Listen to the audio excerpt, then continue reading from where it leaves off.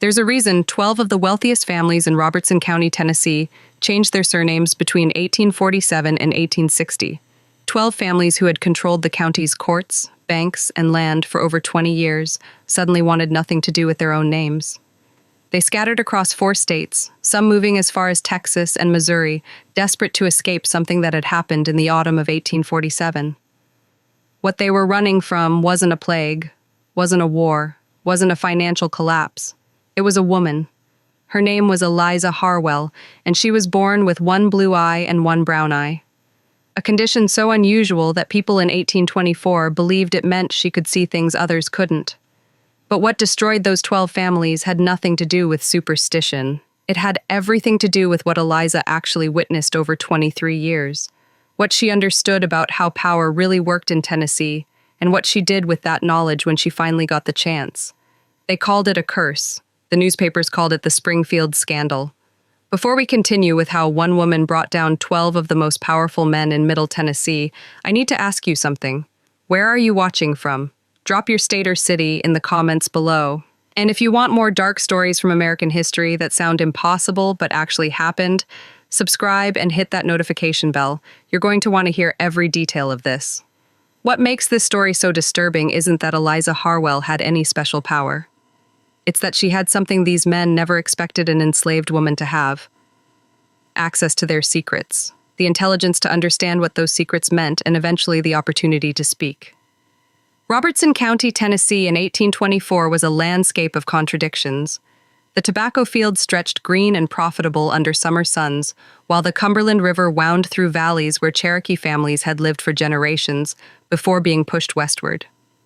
The county seat of Springfield had grown prosperous on the backs of forced labor, its courthouse and merchants' homes speaking to wealth built on human suffering that polite society preferred not to examine too closely.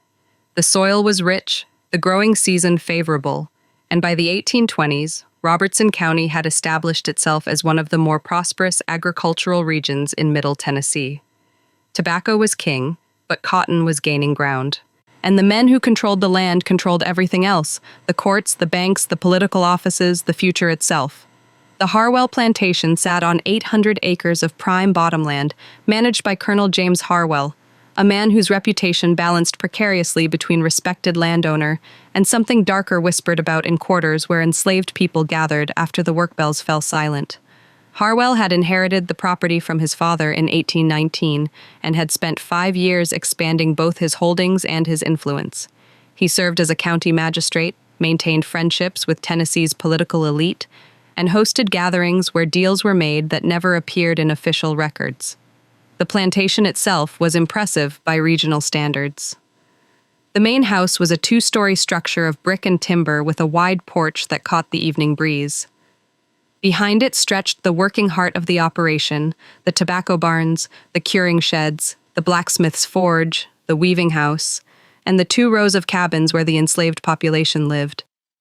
73 people worked the Harwell land in 1824, their labor generating wealth that flowed upward to the big house and outward to the banks and merchants of Springfield. On a March morning in 1824, a child was born in the cabin row behind the main house. The midwife, an elderly woman named Ruth, who delivered 3 generations of babies, both enslaved and free, had seen many things in her 70 years. She'd seen breech births and twins, stillbirths and miracles, children who came into the world screaming, and children who arrived silent as snowfall. But she'd never seen eyes like the ones that looked up at her from the infant girl child she placed in her mother's arms. One eye was pale gray blue, luminous as a winter sky reflected in water. The other was deep brown, almost black in certain lights. The condition had a medical name, heterochromia iridis, though few in Robertson County would have known the term. What they knew were the stories, the superstitions, the fearful certainty that such a mark meant something. Ruth held her tongue for a moment, then spoke carefully. "Child got different eyes," she said, her voice neutral. "Seen it once before a long time ago. That child lived to be old. Nothing wrong with her, just different." But Sarah, the child's mother, saw the way Ruth's hands trembled slightly as she wrapped the baby in clean cloth. She saw the flicker of uncertainty in the old woman's face, the quick glance toward the door, as if checking who might be listening. Sarah was 24 years old, had survived the Middle Passage as a child, and had learned to read the subtle languages of fear and danger that governed plantation life.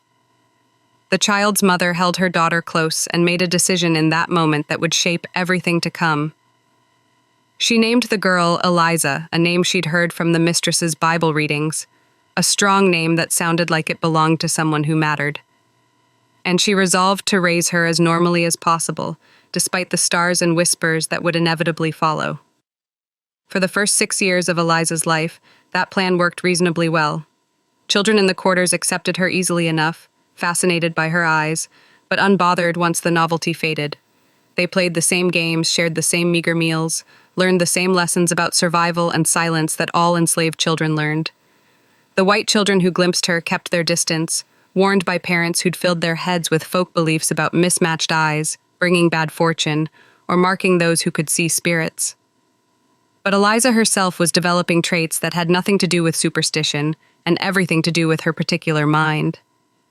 She could hear a story once and repeat it back word for word a week later. She could recall with perfect clarity conversations she'd overheard years before. She noticed patterns that others missed, remembered faces and names and connections with an accuracy that was at first merely impressive to those who noticed. Her mother, Sarah, recognized it early. By age 4, Eliza could recite entire songs after hearing them once.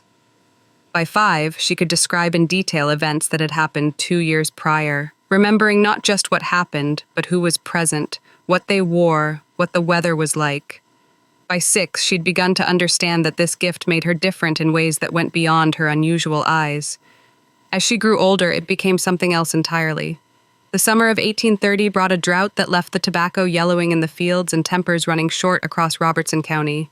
The Cumberland River dropped to levels that exposed rocks and sandbars that hadn't been visible in living memory. Crops struggled. Enslaved people worked longer hours trying to save what could be saved, hauling water from increasingly distant sources while the sun beat down merciless and unrelenting. Eliza was 6 years old, recently assigned to work in the main house under the supervision of Martha, the head housekeeper who'd served the Harwell family for 30 years. Martha was a woman of quiet authority, respected by both the enslaved community and the white family she served.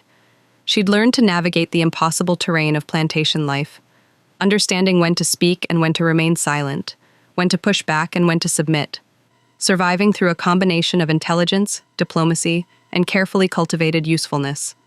It was Martha who first recognized what made Eliza different. Not her eyes, which had lost their novelty through familiarity, but her memory.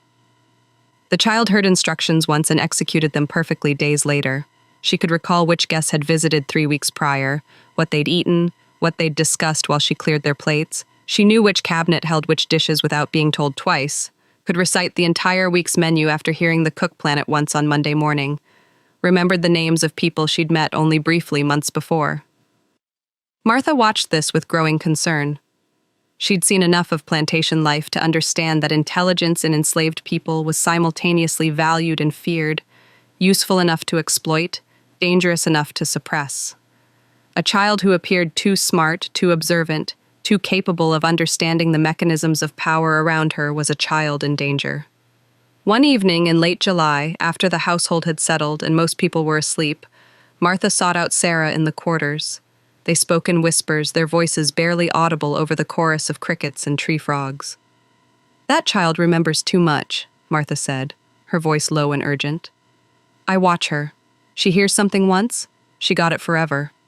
I seen her tell Miss Harwell about a conversation from 2 weeks back. Remembered every word exact. That kind of thing noticed. Sarah's heart clenched with fear she'd been carrying since Eliza's birth. "What you saying I should do? Teach her to forget things," Martha said. "Or at least pretend to teach her to act confused when she understand perfectly. Make her ask for instructions twice, even when she heard them clear the first time. She need to seem ordinary or she going to draw attention she don't want." Sarah understood immediately.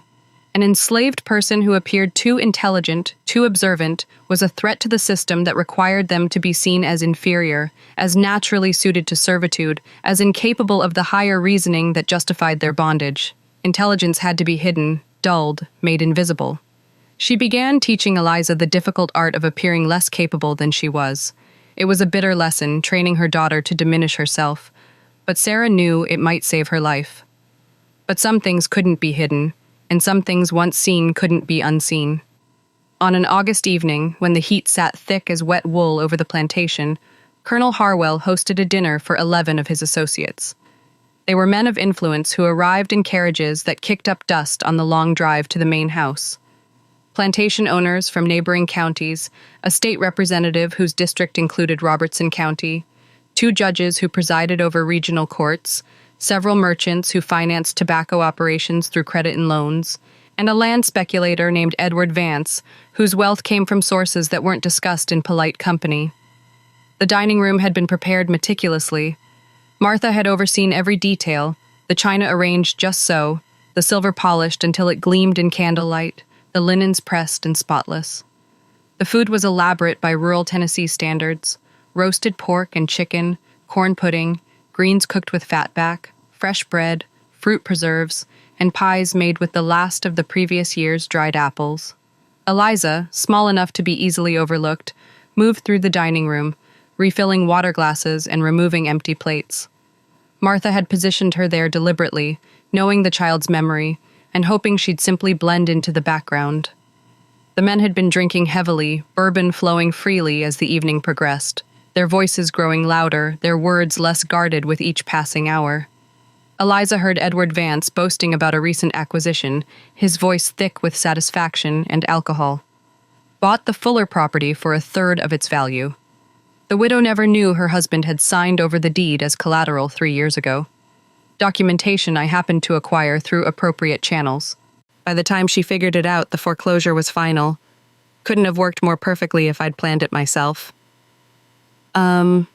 She heard Judge Thornton laugh, a sound without humor, as he described dismissing a case brought by a freed black man named Isaac, who was trying to reclaim his 3 children.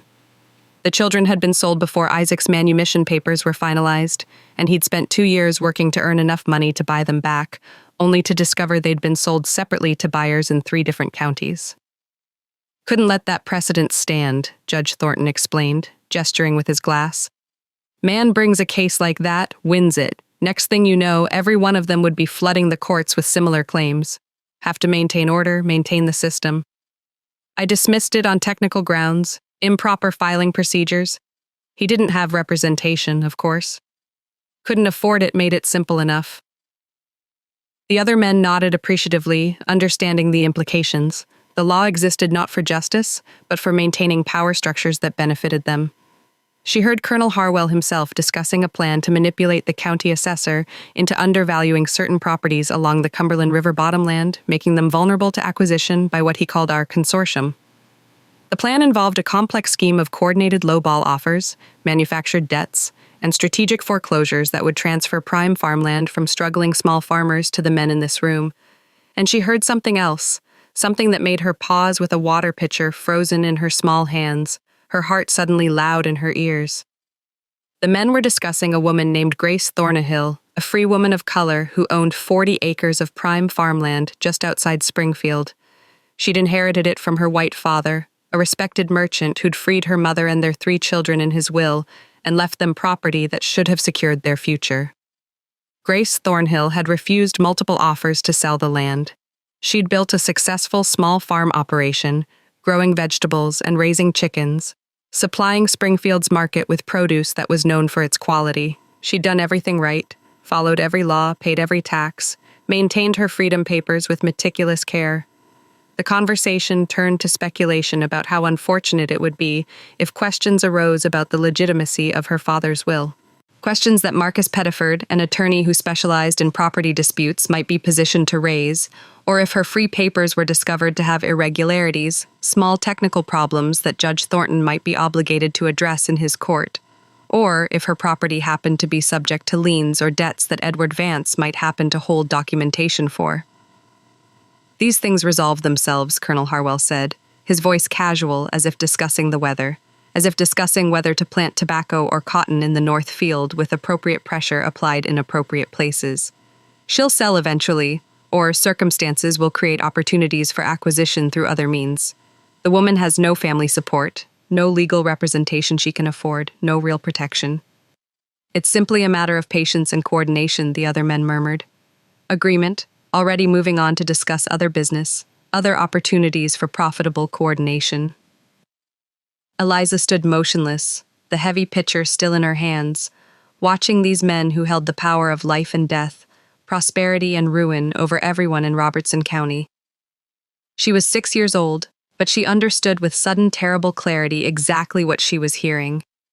These men were planning to destroy Grace Thornhill, to take everything she'd built, everything her father had left her, simply because they wanted her land and had the power to take it. 2 months later, on a cold October night, Grace Thornhill's farmhouse burned to the ground. She died in the fire, trapped in a structure that neighbors later said seemed to burn with unusual speed and intensity. Her land was sold at auction 3 weeks after her death to pay debts that appeared in court records with remarkable speed. Debts documented with papers that Marcus Pedford filed and Judge Thornton validated without question. Edward Vance purchased the property for less than half its actual value. The Springfield newspaper ran a brief notice about the tragic fire, expressing sympathy for the loss of a respected member of the community, making no mention of the convenient timing or suspicious circumstances.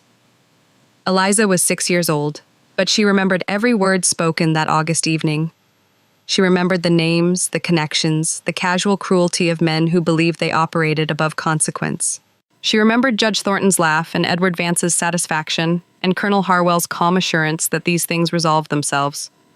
She remembered Marcus Pifford nodding thoughtfully, already calculating how he'd manufacture the legal justification for what they were planning. And she began to understand something that would shape the next 17 years of her life. Something that would determine the course of events that would eventually destroy 12 families and reshape Robertson County's power structure. Power wasn't just about ownership and law. It was about information, leverage, and knowing things that powerful men wanted to keep hidden. It was about remembering when everyone else was paid or threatened into forgetting. It was about bearing witness when witness was supposed to be impossible. Eliza Harwell, at 6 years old, had become an unintentional archive of corruption.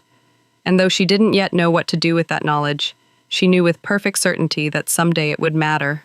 Someday these men who spoke so freely in her presence would regret their assumption that enslaved people were no more capable of meaningful memory than the furniture they moved around. Someday she would speak, and when she did, everything these men had built would burn. Not with fire like Grace Thornhill's farmhouse, but with something far more destructive. The truth. Sombras do pasado. From 1830 to 1838, Eliza Harwell grew from a child into a young woman, and her memory became something that concerned those who noticed it. The years passed with the grinding consistency of plantation life, planting seasons and harvest seasons, tobacco crops that succeeded and occasional crops that failed, people born and people dying, the constant underlying tension of a system built on violence and control. Martha, the head housekeeper who'd first recognized Eliza's gift and warned her mother about it, died in the winter of 1833. She'd caught pneumonia during a cold snap that froze the Cumberland River solid for 3 days, and despite her value to the Harwell household, she received only minimal medical attention. She was buried in the section of the plantation designated for enslaved people. Her grave marked with a simple wooden cross that would weather and disappear within a few years. Before she died, Martha called Eliza to her bedside. The girl was 9 years old, already working full days in the main house, already learning to navigate the dangerous currents of plantation politics. "You got a gift," Martha whispered, her breath labored and painful. "But gifts can be curses if you don't careful. You remember everything, but you got to learn what to say and what to keep silent. Some things you speak them too soon, you die with them. Some things you wait, you watch, you learn when the time right. You understand?" Eliza nodded, holding the old woman's cold hand. "Promise me you'll be smart," Martha said. "Smart enough to survive until you can be free. Don't let them break you, and don't let them kill you with your own gift." It was the last conversation they had. Martha died that night, taking her warnings and her wisdom to the grave. Sarah, Eliza's mother, tried her best to keep her daughter safe through obscurity, but Eliza's unusual eyes made obscurity impossible. The plantation owners and merchants who visited the Harwell house took note of the young woman with mismatched eyes, who moved through rooms silently, efficiently, remembering everything. Some found it unsettling, crossing themselves or averting their gaze when she looked directly at them. Old superstitions about evil eyes and second sight, making them uncomfortable. Others found it useful, a curiosity to comment on, a convenient way to remember which servant was which. By 1835, Colonel Harwell had begun deliberately stationing Eliza in rooms where he held sensitive conversations. He'd discovered through testing her that she could recall exact quotes from discussions held weeks prior. It became a game to him at first, a parlor trick he'd demonstrate for guests. He'd ask her to recount what Judge Thornton had said about a particular land case 2 weeks ago, and she'd repeat the conversation verbatim, including the judge's exact phrasing and the specific legal precedents he'd mentioned. The guests would express amazement, would speculate about her unusual ability, would wonder if her distinctive eyes somehow related to her distinctive memory. Colonel Harwell would accept their compliments on owning such an interesting specimen, would laugh about how useful it was to have a living record of his business dealings. What Colonel Harwell didn't realize was that Eliza had begun keeping track of everything she heard, organizing it in her mind like a vast ledger of transactions, betrayals, and secrets. She knew which debts were real and which were fabricated to justify foreclosures. She knew which court cases had been decided before they were officially heard. Judges receiving instructions from the men who controlled Robertson County's economy. She knew which property deeds had been altered, which wills had been influenced through pressure or promises, which marriages had been arranged primarily for financial advantage rather than affection. And she knew something else, something that would eventually prove to be the key to everything that followed. She knew the connections between the 12 men who regularly gathered at the Harwell Plantation, the web of mutual interest and coordinated manipulation that allowed them to control Robertson County completely. They called themselves the Springfield Association, though no such organization existed in any official record, no charter filed with the state, no membership list kept in any courthouse. It was an informal arrangement, the kind that powerful men have always made, coordinating their interests to multiply their individual power. There was Colonel James Harwell himself, the host and coordinator, whose plantation provided neutral ground for their meetings, and whose position as county magistrate gave him legal authority to facilitate their plans.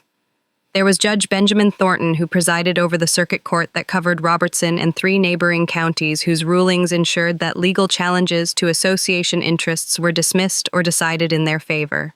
There was Edward Vance, the land speculator whose wealth came from buying distressed properties at fraction of their value, often distress that had been carefully manufactured by other association members.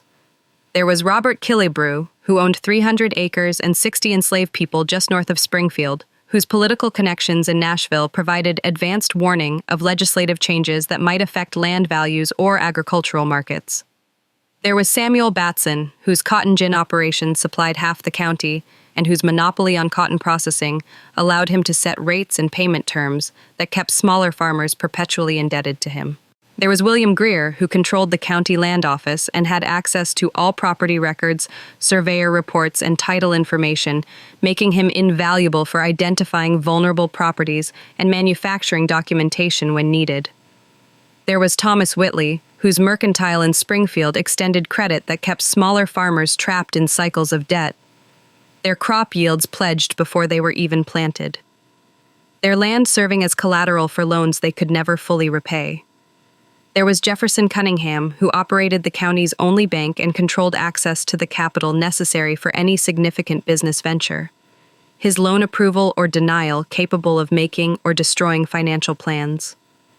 There was Henry Cartwright, who owned the largest tobacco warehouse in Robertson County, where farmers brought their crops for storage and sale, where his control of grading and pricing could dramatically affect a farmer's annual income. There was Daniel Yatesman, whose family had held political office for 3 generations, currently serving in the state legislature, providing the association with influence in Nashville and advanced knowledge of upcoming legislation or political appointments. There was Marcus Pedford, whose legal practice specialized in property disputes, contract law, and estate settlements, capable of creating legal complications or resolving them depending on who he was working for. And there was Alexander Darden, who managed the slave auction house in Springfield, where human beings were bought and sold, where families were separated and lives were reduced to inventory, where the association members could coordinate purchases to suppress competition and control prices. These 12 men controlled Robertson County's economy and legal system through careful coordination and mutual support. They enriched each other through shared information and coordinated action. They destroyed anyone who threatened their interests using courts and contracts and carefully applied pressure rather than violence.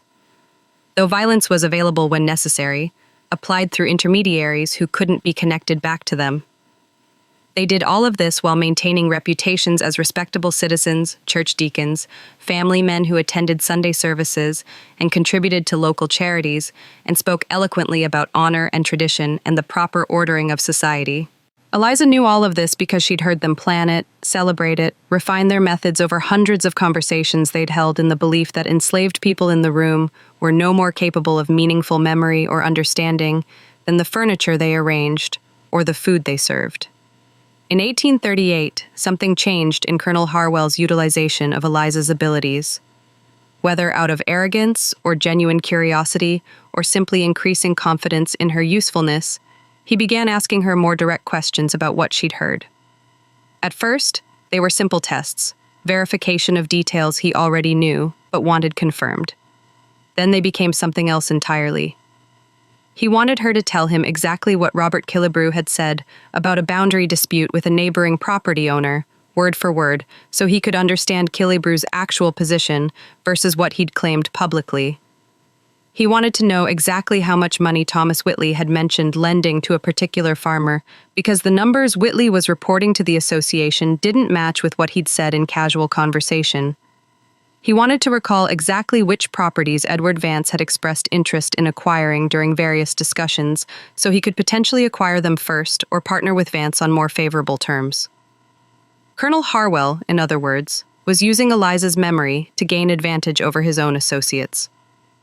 The association was built on mutual benefit, but Harwell had begun to see opportunities to benefit slightly more than the others, to position himself as first among equals, to consolidate his position as the central coordinator whose information access made him indispensable. And Eliza realized that her unusual gift had given her something unprecedented in her powerless position, value beyond her labor. She began to understand that information was a form of power that could perhaps be turned into something else, something like leverage, something eventually like freedom. Freedom was a word that enslaved people learned to say only in their minds, a hope that burned quietly in the chest where white people couldn't see it, nurtured in private moments and protected through silence. But Eliza began to imagine a path toward it, one conversation at a time, one remembered secret at a time, one careful observation after another, building toward something she couldn't yet fully envision, but knew existed somewhere in the distance. What she didn't yet know was how high the cost would be, or how many people would be destroyed in the process, or that the destruction would include not just the 12 men of the Springfield Association, but their families, their descendants, their carefully constructed legacies that would be reduced to ash and scandal and names that people changed to escape from. The path to freedom, when you're starting from the bottom of a system designed to keep you there forever, requires a willingness to tear down the entire structure. And Eliza Harwell, though she couldn't have articulated it at 14 years old, was beginning to understand that tearing down structures was exactly what would be required. The year 1841 marked a turning point, though no one recognized it at the time. Colonel Harwell's health had begun to decline, a persistent cough that the county doctor attributed to years of tobacco dust and the humid Tennessee climate. The cough grew worse through the winter, accompanied by chest pains and difficulty breathing. By spring, it was clear that Colonel Harwell's time as head of the plantation and leader of the Springfield Association was coming to an end. His son, James Harwell Jr., who'd been studying law in Nashville for 3 years, returned home to prepare for eventually taking over the plantation. James Jr. was 26 years old, ambitious and educated. But he possessed his father's hunger for power without his father's patience or caution. He'd grown up watching the association operate, understanding the mechanisms of control, but not fully appreciating the delicate balance required to maintain them. Eliza, now 17 years old, watched the younger Harwell with careful attention. She'd learned to read men's characters through observation, understanding their weaknesses and motivations, through the unguarded moments when they thought no one important was watching. James Jr. was desperate to prove himself worthy of inheriting not just the plantation, but his father's position in the association. That desperation made him reckless. The younger Harwell began hosting more frequent gatherings, trying to establish himself as a worthy successor. The 12 men of the association attended these meetings with varying degrees of enthusiasm. Some, like Judge Thornton and Edward Vance, were supportive, seeing in James Jr. a continuation of profitable arrangements. Others, like Robert Killebrew and Jefferson Cunningham, were skeptical, questioning whether someone so young and untested could maintain the coordination and discretion that had made the association successful for nearly 2 decades. This meant more conversations for Eliza to overhear, more secrets to catalog in her perfect memory. But it also meant something more dangerous. James Jr. was beginning to discuss her, to talk about her unusual abilities in ways his father never had. The conversation that changed everything happened in the Plantation office on a cold February evening in 1843. James Jr. had invited Edward Vance and Marcus Pedford to discuss expansion of their operations. Colonel Harwell was bedridden upstairs, his cough so severe that he could barely speak, his authority already slipping away as death approached. "The girl's memory is remarkable," James Jr. said, gesturing toward Eliza, who stood in the corner of the room, ostensibly waiting to refill drinks but actually listening to every word. "Better than any written record, because there's nothing to find, nothing to burn if questions arise. I've been thinking we could lease her services to other members when they need reliable record-keeping for transactions we can't commit to paper." Edward Vance, older and more cynical, shook his head slowly. "You're talking about teaching a slave to understand she has value beyond her labor.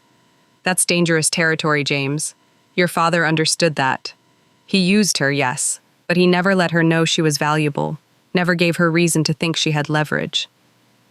Marcus Pifford, the attorney who'd drafted countless fraudulent documents for the association, added quietly, "She already understands. Look at her eyes. She's listening to every word we're saying right now. She's been listening for years. The question isn't whether she understands her value. The question is what she plans to do with that knowledge." James Jr. laughed, a sound that carried more bravado than confidence. "She's property. Understanding doesn't change that. She can know she's valuable, can even know secrets that would damage us. But what can she do? Who would believe her testimony? Who would give her a platform to speak? The system protects us completely." But Eliza had already learned something crucial from that conversation, something that Marcus Pedford had inadvertently revealed through his concern. The Springfield Association feared written evidence of their dealings. For nearly 20 years, they'd been meticulous about keeping their most damaging transactions out of official records, relying on private agreements and verbal understandings that couldn't be subpoenaed or used against them in court. What they didn't realize was that Eliza had become their unintentional archive, holding in her memory everything they'd been so careful not to write down. Every fraudulent deed transfer, every manipulated court case, every coordinated foreclosure, every destroyed life and stolen property, all of it recorded in perfect detail in the mind of a young woman they dismissed as incapable of using that information against them. Over the next 2 years, as Colonel Harwell slowly died and James Jr. gradually assumed control, Eliza's role in the household expanded in ways that increased both her access and her danger. James Jr., against the advice of older association members, began using her more openly. She was present during negotiations, during planning sessions, during the casual conversations where the 12 men discussed their ongoing manipulation of county affairs. She heard Samuel Batson describe in precise detail how he was systematically underpaying farmers for their cotton, using rigged scales and creative accounting to skim profits that should have gone to the farmers who grew the crop. He knew they had no alternative gin within 20 mi, knew they were trapped by geography and debt, knew they'd accept whatever payment he offered because they had no choice. She heard Jefferson Cunningham explain with barely concealed pride how he'd structured certain loans to ensure foreclosure was inevitable, setting repayment schedules that were impossible to meet, charging interest rates that compounded faster than crops could be sold, building in technical requirements that gave him legal justification to call loans due whenever strategically useful.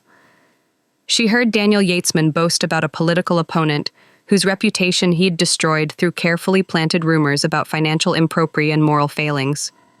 The rumors were entirely fabricated, but Yatesman had coordinated them through multiple sources, making them appear credible through repetition and strategic timing. The opponent had withdrawn from the race. His career ended, his name permanently tainted. The opponent had withdrawn from the race, His political career ended before it truly began. She heard Colonel Harwell's will being contested by his daughter Catherine, who'd married a Methodist minister against her father's wishes in 1836 and been effectively disowned. Catherine lived in Nashville with her husband and 3 children, struggling financially while her brother prepared to inherit everything. She filed a legal challenge in Robertson County Court in March 1843, claiming her father had been mentally incompetent when he revised his will in 1840 to leave the entire estate to James Jr. The Springfield Association couldn't allow that challenge to succeed. Marcus Pifford handled the legal maneuvering, filing counter-arguments that questioned Catherine's standing and motivations. Judge Thornton ensured the case was assigned to himself rather than a visiting judge from another circuit. Witnesses were prepared, 7 men willing to testify under oath that Colonel Harwell had been completely lucid and competent until his death in February 1843. The hearing lasted 1 day. Catherine's attorney, a young Nashville lawyer working partially pro bono, was outmaneuvered at every turn. Judge Thornton ruled against Catherine in a written decision that cited multiple precedents, all legitimate, all carefully selected to support the predetermined outcome. The will stood. James Jr. inherited approximately $47,000 in property and assets, equivalent to over $1 million in later valuations. Catherine Harwell Morrison died in 1851 in Nashville, still poor, still bitter about what she knew was a stolen inheritance, but could never prove. Eliza had heard the association plan, every detail of Catherine's defeat. She knew which witnesses had been paid, knew what Judge Thornton had been promised in exchange for his ruling, knew exactly how the legal arguments had been coordinated weeks before the hearing officially began. But what she'd begun to notice was something the association members themselves seemed to overlook. Their coordination, their mutual dependence had become their structural weakness. Each man's secrets were entangled with the others. The documentation for Edward Vance's fraudulent property acquisitions had been prepared by Marcus Pedford and validated in Judge Thornton's court using county records accessed through William Greer. The loans that Jefferson Cunningham issued were secured by crop sales through Henry Cartwright's warehouse and processed through Samuel Batson's gin.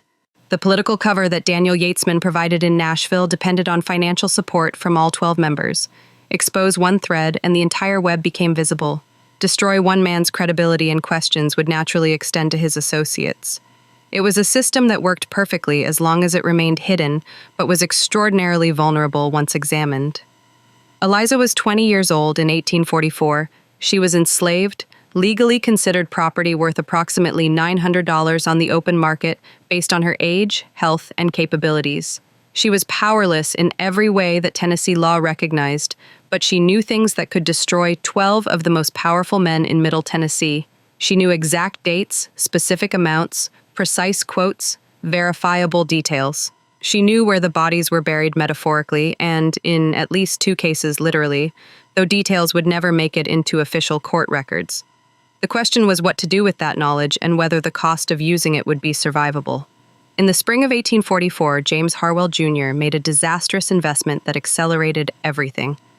He'd been approached by a cotton speculator from Memphis with a proposal to invest in cotton futures, essentially betting on price increases expected due to potential crop failures being reported from Georgia and South Carolina. The speculator had impressive credentials, claimed inside knowledge from Charleston factors, presented documentation that looked legitimate. James Jr. invested $8,000 of plantation funds. He also convinced 3 other association members to invest. Robert Killebrew put in $5,000. Samuel Batson invested $3,000. And Edward Vance contributed $4,000. The total investment of $20,000 represented significant capital even for men of their wealth. The speculation scheme collapsed in August when it was revealed that the crop failure reports had been exaggerated, possibly fabricated by the Memphis speculator who'd taken money from multiple investors and disappeared. Criminal charges were filed, but the man was never located. The investors lost everything. $20,000 gone. The equivalent of 15 years' profit from a mid-sized plantation. The loss itself was damaging enough, but the real destruction came from what it revealed about James Jr.'s judgment and the tensions it created within the association. Robert Killebrew, who'd lost the most, was furious. He'd invested based on James Jr., as assurances based on trust in the Harwell name and assumption that James Jr. had verified the opportunity as thoroughly as his father would have. The Springfield Association's unity, which had seemed unshakable for nearly 20 years, began showing visible fractures. Meetings at the Harwell Plantation grew tense, voices raised in ways that would have been unthinkable when Colonel Harwell was alive. Samuel Batson demanded immediate repayment from plantation funds. Edward Vance suggested James Jr. to sell portions of the property to cover the losses. Robert Killebrew made barely concealed threats about exposing certain shared arrangements if he wasn't made whole. Eliza watched these confrontations with careful attention, understanding that crisis creates opportunity. The association was weakening, trust was breaking down, self-interest was overwhelming mutual benefit. And James Jr., desperate and cornered, made the decision that would ultimately destroy everything. He decided to sell Eliza. The decision came in October 1844 after a particularly heated association meeting where Robert Killebrew had explicitly stated that if James Jr. couldn't manage his own finances, perhaps he couldn't be trusted to coordinate their collective interests. The implicit threat was clear. The association might withdraw support, might even become hostile if James Jr. didn't restore confidence. James Jr. needed money immediately. But more than that, he needed to eliminate a vulnerability that Marcus Pifford had pointed out months earlier. Eliza knew too much. She'd been present for too many conversations, had heard too many details about operations that couldn't survive scrutiny. As long as she was in Robertson County, she was a potential threat. The solution was to sell her, not locally where buyers would know about her unusual memory and distinctive eyes, but south to Mississippi or Louisiana, to a market where she'd be just another young house servant, where her capabilities would go unrecognized, where she'd be absorbed into a large plantation operation and effectively disappear. James Jr. contacted a slave trader named William Hatcher, who operated between Nashville and Natchez. Hatcher agreed to transport Eliza south as part of a coffle scheduled to depart in mid-July 1845. The price agreed upon was $950, slightly above market rate, with Hatcher understanding that the sale needed to happen quietly without advertising or public auction. Eliza learned about the sale in November. She overheard James Jr. discussing it with Thomas Whitley, explaining his reasoning, the strategic value of removing a potential liability. The sale was 8 months away. She had that long to find an alternative. 8 months to somehow secure her freedom despite having no money, no legal standing, no obvious allies, and no realistic pathway under Tennessee law. The impossibility of the situation would have crushed most people. But Eliza had spent 20 years watching powerful men manipulate systems, exploit weaknesses, and achieve things that seemed impossible through careful planning and strategic leverage. She began planning with the same methodical attention that the Springfield Association applied to their schemes. First, she needed to learn to write. Reading had come naturally over years of proximity to books and documents in the Harwell house, but writing required practice, required materials, required privacy. She began using charcoal on wooden boards that could be wiped clean, practicing letter formation in the early morning hours before the household woke. She formed letters in dirt outside the cabins that could be smoothed away instantly.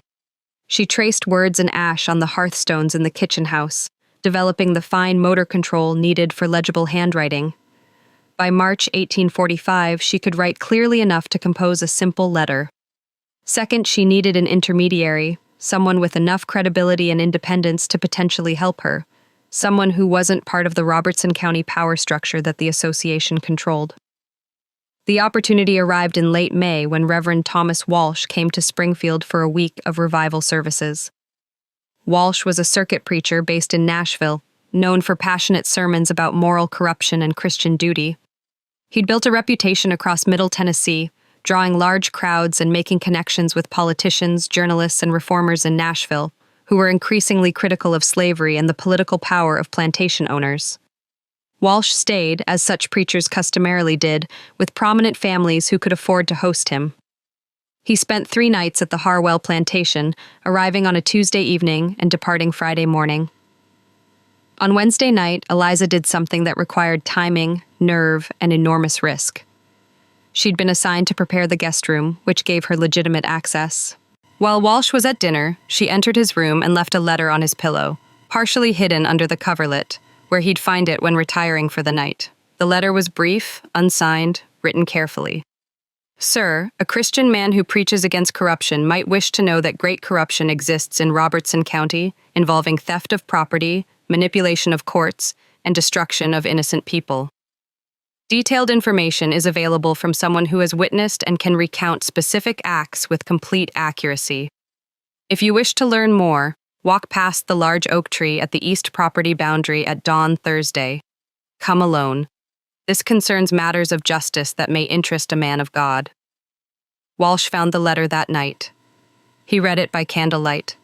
His expression, according to what he later told others, troubled and uncertain. Anonymous letters could be traps, could be tests of his character, could be attempts to embarrass him or create scandal.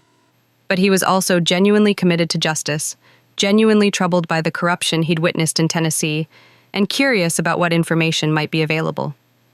At dawn on Thursday, he walked to the east boundary oak tree, as if taking a morning constitutional. Eliza stepped out from behind the tree trunk. Walsh's first reaction was visible shock. Whatever he'd expected, it wasn't a 21-year-old enslaved woman with one blue eye and one brown eye looking at him with an intensity that made clear this was no prank or mistake. "You wrote the letter," he said quietly. "Yes, sir," Eliza replied. "I can write, I can read, and I can remember everything I've heard in this house for 15 years. Everything about 12 men who control this county through corruption, theft, and manipulation of courts. Everything with dates, names, amounts, specific details." Walsh stared at her. "That's an extraordinary claim." "Test me," Eliza said. "Your sermon Tuesday night, you preached from Matthew chapter 7 about false prophets and corrupt trees bearing corrupt fruit. You started by describing a thunderstorm you witnessed in Nashville that damaged a church steeple, using it as metaphor for God's judgment. You quoted Matthew 7:17, 7:20. You gave 4 specific examples of corruption: merchants using false weights, lenders charging illegal interest, judges taking bribes, and politicians selling offices. You closed by quoting Micah 6:8 about doing justice, loving mercy, and walking humbly. Your sermon lasted 37 minutes. Should I continue with exact quotes?" Walsh's face had gone pale. You couldn't possibly." "I can," Eliza said. "I remember everything. Every conversation, every detail, every scheme these men have discussed in front of me, because they assume enslaved people can't understand or remember. I've heard them plan murders, discuss property thefts, coordinate court cases, destroy families. I can testify to all of it with complete accuracy." She paused, then added the crucial part. "I'm being sold to Mississippi in 8 weeks. If that happens, everything I know disappears with me. But if someone could help me secure legal freedom, I would provide detailed testimony that could expose corruption across this entire county." Reverend Walsh stood silent for a long moment. The dawn was breaking over the tobacco fields, light spreading across a landscape built on injustice that men like him preached against but rarely confronted directly. "What you're proposing is dangerous," he finally said, "for you and for anyone who helps you." "I know," Eliza replied. "But Grace Thornahill burned to death in 1830 so these men could steal her land. Catherine Morrison died poor in Nashville because they stole her inheritance. Dozens of families have lost everything to fraudulent foreclosures. Someone needs to speak. I can speak. I just need to live long enough to do it." Walsh asked her one more question, the question that would determine everything. "Why should I believe your memory is as accurate as you claim?" "Memory is fallible. People misremember, especially under stress or after years have passed." Eliza recited his entire Tuesday sermon word for word, including the biblical passages, the examples, the metaphors, the emphasis he'd placed on certain phrases, his exact closing prayer.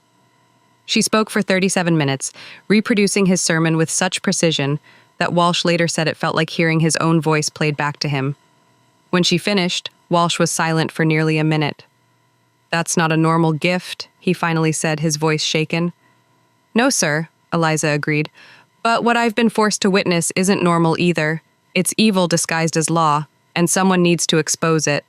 Walsh told her he needed time to pray and consider. She told him she had 8 weeks before being sold south and silenced forever.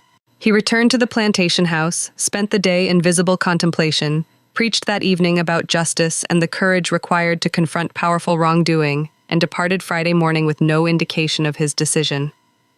5 days later, Eliza received a message through Sarah, her mother, who'd been approached by a free black man who occasionally did work at the plantation. The message was simple: "The preacher believes you. Help is being arranged. Stay ready." Reverend Walsh had gone to Nashville and told select people about a young woman with an extraordinary memory who'd witnessed years of corruption and was willing to testify if her freedom could be secured. He'd contacted attorneys who'd been looking for evidence to challenge the power structures in counties like Robertson. He'd approached members of anti-slavery societies who'd been funding freedom purchases and legal defenses. He'd spoken with newspaper editors interested in exposing plantation elite corruption. The response had been immediate and coordinated. Money was quietly raised from multiple sources. Legal strategies were developed. Protection arrangements were planned. On July 5, 1845, 2 days before Eliza was scheduled to be handed over to William Hatcher for transport south, James Harwell Jr. received an unexpected visitor at the plantation. A Nashville attorney named Samuel Porterfield, representing an anti-slavery society, made an offer. Pundy $200 for Eliza's freedom, money to be paid immediately in cash, manumission papers to be processed through Davidson County courts rather than Robertson County to avoid complications. The offer was presented as simple Christian charity, a religious organization, purchasing and freeing an enslaved person as an act of piety. Such transactions weren't uncommon in Tennessee during this period and were generally legal, though sometimes socially controversial. James Jr. saw only the money, $250 more than Hatcher had agreed to pay, immediate cash that would partially offset his investment losses and restore some confidence from association members. He negotiated briefly, secured $300, and signed the papers that same day. The transaction was processed through Nashville courts within a week. Eliza Harwell became a free woman on July 12, 1845. She was transferred to a Nashville guardian, a widow named Mrs. Elizabeth Crane, who was sympathetic to the anti-slavery cause and agreed to provide housing and legal protection. By the time James Harwell Jr. fully understood what had happened, Eliza was in Nashville, beyond Robertson County jurisdiction under legal protection, and beginning to meet with attorneys who were preparing cases that would eventually involve multiple courts across Tennessee. The realization swept through the Springfield Association like panic. James Jr. called an emergency meeting on July 18th. All 12 men gathered at the Harwell plantation on a hot evening, mosquitoes swarming outside, tension thick inside the main house. The conversation, later reconstructed through testimony from a house servant who overheard portions, was frantic. They'd lost control of their living archive. 20 years of carefully hidden corruption might be exposed because James Jr. had sold away the one person who could destroy them all. Robert Killebrew demanded to know how James Jr. could have been so stupid. Edward Vance suggested they might be able to challenge the Manuum mission papers on technical grounds. Judge Thornton pointed out that even if they did, she was in Davidson County now, where different judges presided, and their influence was limited.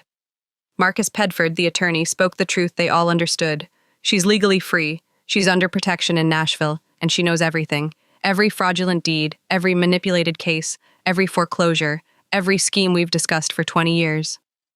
If she testifies, we're finished. Someone suggested buying her silence. Someone else pointed out that she'd already chosen to speak rather than disappear into Mississippi slavery. She wasn't going to be bought. Someone mentioned more extreme solutions. The suggestion was immediately shouted down. Violence against a legally free woman in Nashville under public protection would bring exactly the attention they needed to avoid. They were trapped. The system they'd built to protect themselves.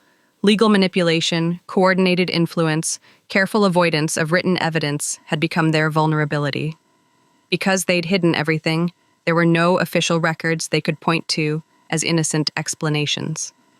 Because they'd corrupted Robertson County's court so thoroughly, their claims of innocence wouldn't be credible anywhere else. James Harwell Jr. understood, perhaps for the first time in his privileged life, that he'd made a catastrophic mistake born of arrogance and desperation. His face, according to the servant who witnessed it, had gone gray as ash. The question one of them asked, "History doesn't record who hung in the air like humidity. What do we do now?" No one had an answer because there was no answer. They'd operated above consequence for 20 years, and now consequence was coming for them with perfect memory and legal protection. The Springfield Association in that moment was already destroyed. They just didn't know it yet. What followed over the next 3 years became known in Tennessee legal circles as the Robertson County cases.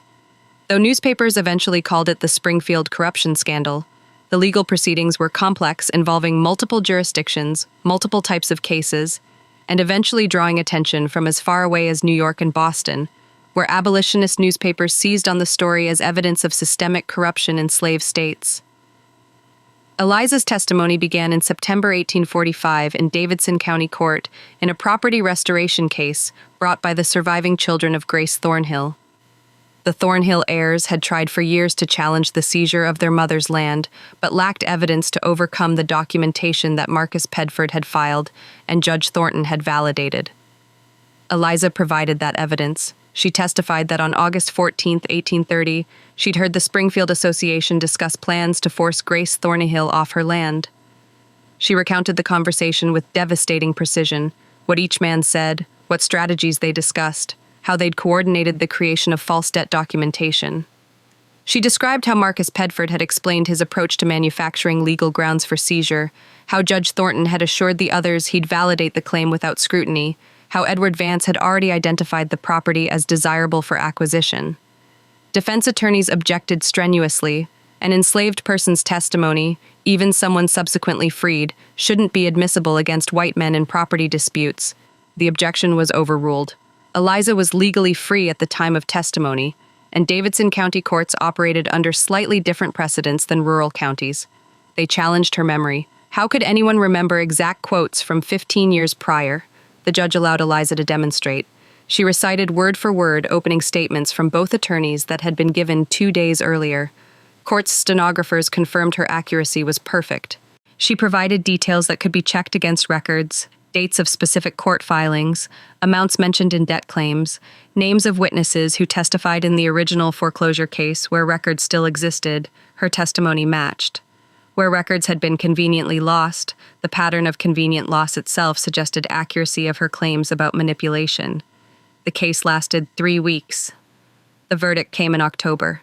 The Thornhill property seizure had been based on fraudulent documentation. The land was to be restored to Grace Thornhill's heirs with damages. But that was only the beginning. Other families who'd lost property to association foreclosures came forward with attorneys funded by anti-slavery societies and political opponents of plantation power structures. Case after case was filed through late 1845 and into 1846. Eliza testified in 11 separate proceedings, each time providing detailed accounts of conversations she'd overheard about specific properties, specific schemes, specific coordinated manipulations. Edward Vance's land speculation empire collapsed as property after property was reclaimed. His documented holdings, those he'd actually purchased legitimately, were sold to pay judgments and legal fees. By 1847, he'd fled Tennessee entirely, relocating to Texas, where he died in 1852, bankrupt and disgraced. Jefferson Cunningham faced criminal investigation for banking fraud based on Eliza's testimony about loan manipulation practices. She described specific conversations where Cunningham had explained how he structured loans to guarantee foreclosure, how he'd coordinated with other association members to trap farmers in debt cycles. The investigation lasted 8 months. Cunningham was forced to resign from the bank in 1846, faced civil penalties, but avoided criminal conviction through legal maneuvering. He died in Nashville in 1850, his reputation destroyed. Samuel Batson's cotton gin operation was sued by 37 farmers who'd been systematically cheated through falsified weight measurements and manipulated pricing. Eliza testified that she'd heard Batson describe his methods in detail during association meetings. Court-ordered audits found discrepancies in Batson's records that supported her testimony. His business never recovered. He sold the gin operation in 1847 for a fraction of its previous value. William Greer was removed from his position in the county land office after Eliza's testimony revealed his role in manipulating property records and providing inside information to association members. He faced criminal charges for falsification of public records. The trial ended in a hung jury, but his career was finished. He moved to Mississippi in 1848. One by one, through 1845, 1846, and into 1847, the 12 families faced legal challenges, financial collapse, and public exposure. Some fought desperately with their own attorneys and remaining political connections. Some fled to other states, abandoning property and starting over where their names weren't yet associated with scandal. Some, like James Harwell Jr., simply collapsed under the accumulated weight. The Harwell Plantation was foreclosed on in 1846 when James Jr. couldn't meet debts he'd taken on trying to fight the legal challenges. The property was seized by creditors and sold at auction. James Jr. disappeared from Tennessee, last documented in Arkansas Territory in 1849, working as a clear in a trading post. His inheritance and future destroyed by his own arrogance and his catastrophic decision to sell the one person who could destroy him. The legal battle reached its climax in May 1847 during a consolidated criminal trial in Nashville that attempted to address the most serious charges against association members: conspiracy to defraud, falsification of court documents, and bribery of public officials. The trial lasted 3.5 weeks, drawing spectators from across Tennessee and journalists from multiple states. Eliza testified for 6 full days, examined and cross-examined repeatedly. She sat in the witness box with her distinctive mismatched eyes fixed on the jury, and she methodically dismantled 2 decades of carefully hidden corruption. She recounted specific conversations with exact dates. She described the physical locations where conversations occurred. She named names and quoted exact phrases. She explained the connections between seemingly unrelated events, showing how various schemes had been coordinated. Defense attorneys challenged her relentlessly. They brought witnesses who claimed she was mistaken about certain details. But when those details were checked against other evidence, Eliza's account proved accurate more often than her challengers. They argued that her testimony couldn't be trusted because of the impossible nature of her memory. But court officials had tested her extensively, and her demonstrated ability to recall complex information with perfect accuracy was now well established in the record. They tried to claim that her unusual eyes indicated mental instability, bringing in a doctor from New York who speculated about possible connections between heterochromia and various neurological conditions. The prosecution countered with 3 other doctors who testified that eye color had no established relationship to mental capacity or memory function, and that Eliza had been examined by physicians who found her completely mentally sound. They attempted to discredit her motives, suggesting she'd been coached by abolitionists seeking to manufacture scandal. But the specificity of her testimony, details about events from years before anyone knew she'd eventually testify, made coaching impossible to explain. The trial ended with mixed verdicts. On June 17, 1847, Judge Benjamin Thornton was convicted of judicial misconduct and removed from the bench, though he avoided prison time. Marcus Pifford was disbarred and faced civil penalties, but no criminal conviction. Several others were convicted of lesser charges, paying fines, or facing brief jail terms. The legal system, even when confronting corruption, protected its own to some degree. Many serious charges resulted in acquit or mistrials. Wealthy men with good attorneys could still navigate outcomes better than the evidence might warrant. But the practical impact went far beyond the criminal verdicts. The Springfield Association was utterly destroyed as a functioning entity. The 12 families who'd controlled Robertson County for 2 decades found their power broken, their reputations shattered, their financial empires reduced to wreckage. Properties were sold to pay legal fees and court judgments. Political careers ended abruptly, social standing evaporated overnight. And throughout Middle Tennessee, people understood what had happened. A woman they dismissed as property, whose unusual gift they'd exploited without ever imagining it could be turned against them, had brought down 12 of the most powerful men in the region through nothing more than memory and truth. The word cursed began circulating in Robertson County, spoken in hushed tones in parlors and church socials. The woman, with 2 different colored eyes, had cursed 12 families, bringing ruin wherever her gaze had fallen. But Eliza Harwell had never needed curses or supernatural power. She'd needed only memory, patience, courage, and the opportunity to finally speak what she'd been forced to witness in silence. Eliza Harwell lived another 26 years after the trials concluded. Her life from 1847 until her death in 1873 remained largely private, deliberately so. She'd spent 3 years in public view, testifying repeatedly, her face and story known across Tennessee and beyond. What came after was a conscious retreat from that visibility. What is known comes from fragmentary records, census data, occasional mentions in Nashville newspapers, court documents from a few later cases, and oral history passed down through families, though those accounts are difficult to verify and often contradict each other. She never returned to Robertson County, that much is certain. The $50 she received from the Tennessee Anti-Slavery Society that had funded her freedom, combined with small payments from several families who'd reclaimed property based on her testimony, allowed her to establish a modest but stable life in Nashville's free Black community. She married in September 1849 to David Porter, a freed carpenter who'd purchased his own freedom in 1843. Their marriage was recorded in Davidson County. They had 3 children who survived to adulthood. Sarah, born 1850, who became a schoolteacher. Thomas, born 1852, who learned carpentry from his father. And Elizabeth, born 1855, who married a Nashville merchant and lived until 1921.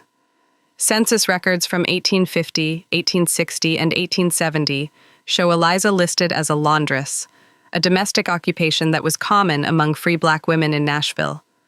The work was hard, but allowed independence, and didn't require her to work in white households where her face and history might be recognized, but there are hints in court records that her unusual memory continued to serve a purpose.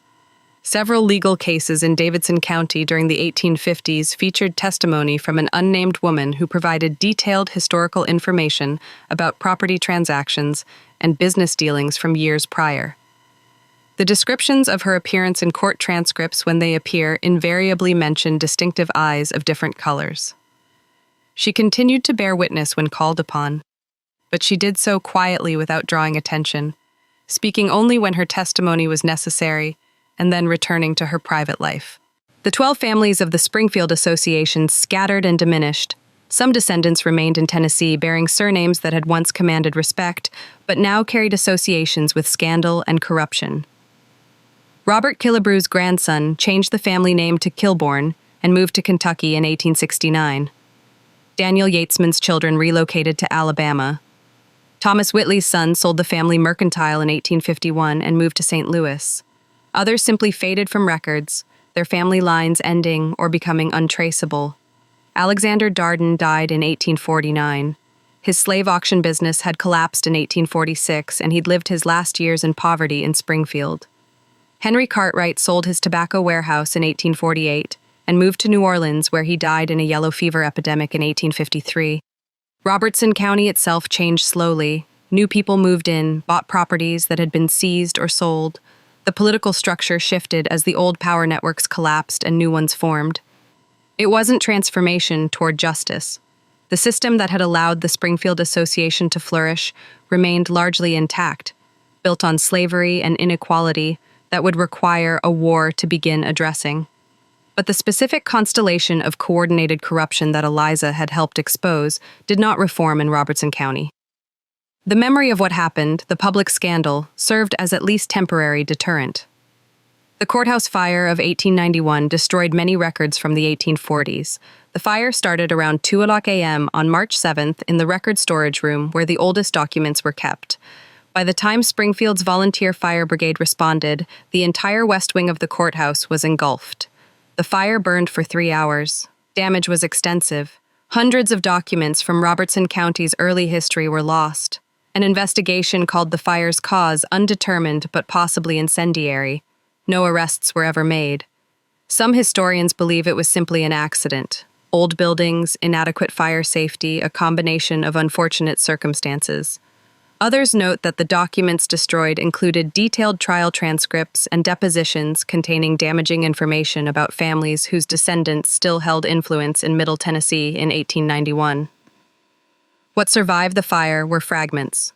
Newspaper accounts from the 1840s, scattered legal documents that had been filed in other counties.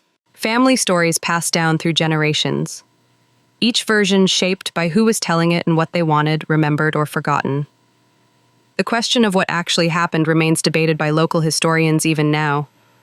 Some claim the whole scandal was exaggerated, that Eliza's memory was unreliable, that she was manipulated by political enemies of the association who used her as a weapon in larger power struggles. Others point to the evidence.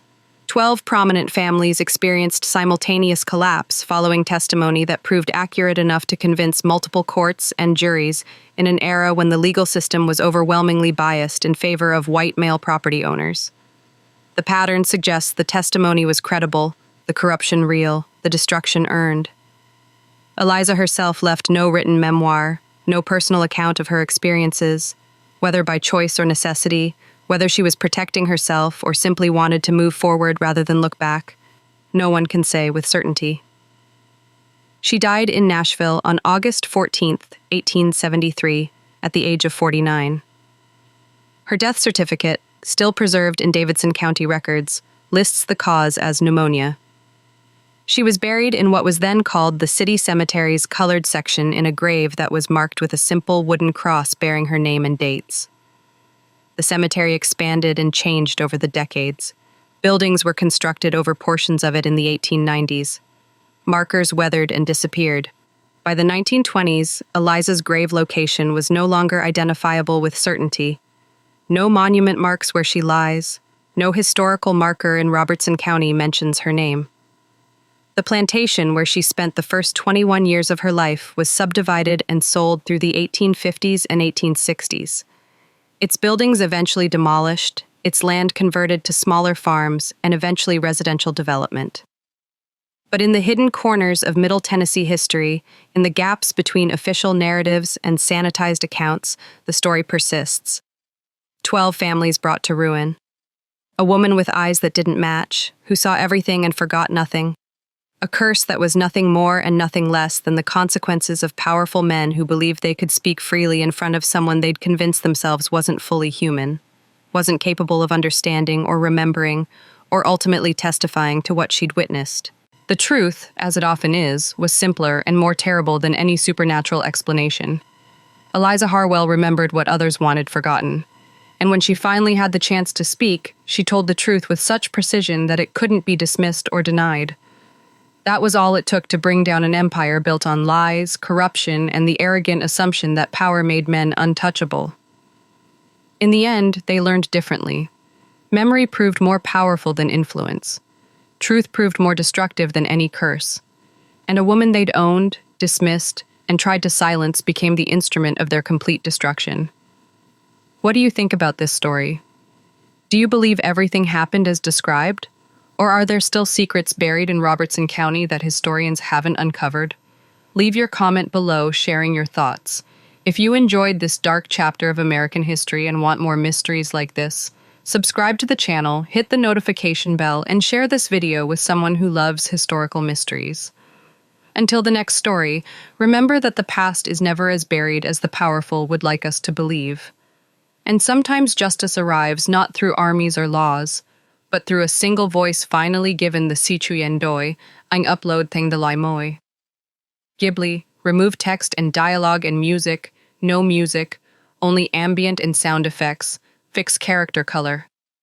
Không thao thêm các chi tiết, nhân vật, bối cảnh, không có từ Anh gốc, chỉ chuyển đổi style art, đảm bảo đường nét về nhân vật, quần áo nếu có, giống Anh gốc, đảm bảo màu sắc thể hiện tương đồng với Anh gốc, dù theo style art mới. Sửa các chi tiết bị làm mờ nếu có cho phù hợp. Hands to speak truth. Hands to speak truth. Hands to speak truth. Hands to speak truth. Hands to speak truth. Hands to speak truth. Hands to speak truth. Hands to speak truth.